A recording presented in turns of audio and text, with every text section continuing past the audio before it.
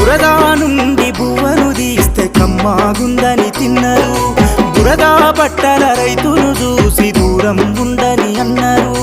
బురదా నుండి బువ్వను తీస్తే కమ్మాగుందని తిన్నారు. బురదా బట్టల రైతును చూసి దూరం ఉందని అన్నారు.